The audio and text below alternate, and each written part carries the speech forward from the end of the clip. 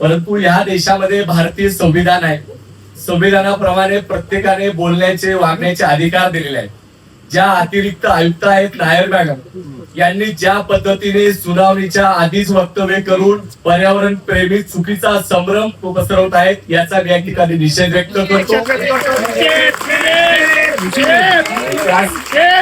त्याचप्रमाणे ज्यांनी शपथ घेतलेली आहे संविधानाची ते आदरणीय गिरीश महाजन कुंभमेळा मंत्री या मंत्री महोदयांनी सुद्धा त्या ठिकाणी जाऊन तपोवनामध्ये वक्तव्य केलं, सुनावणीच्या आधीच केलं आणि ते म्हणतायत की आम्ही झाडं तोडणारच. हा जो जळ आहे हा लोकशाहीचा गळा घोटणारा हुकुमशाही भूमिका आहे याचा आम्ही निषेध व्यक्त करतो.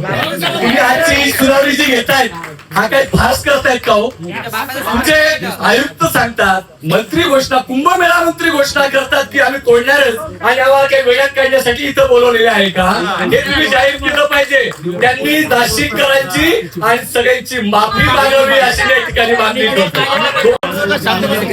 साधूग्राममध्ये असलेल्या जागेवरती आपल्या देशाचे पंतप्रधान 100 पेक्षा अधिक देश फिरून आले, अनेक ठिकाणी भेटी दिलेल्या आहेत. आमची मागणी आहे की या ठिकाणी साधूग्राममध्ये एकही झाड न तोडता सुद्धा मेळावा होऊ शकतो त्याचा विचार केला पाहिजे. राहिला प्रश्न जागेच्या बाबतीत आमच्या सहकारी मित्रांनी सांगितलंय जगदीशजी बसते नेहरू मस्कूलची जागा आहे, गांधीनगरची जागा आहे, पांढरपूरची जागा आहे, अनेक जागा तुमच्या ताब्यात आहे आणि सरकारच म्हणतं की ही जमीन फक्त तुम्ही राहतात, आमचं घर सुद्धा तुम्हाला ताब्यात घेण्याचा अधिकार या देशातल्या संविधानाने दिलेला साहेब आणि तुम्ही आमच्याकडे जागा विचारतात.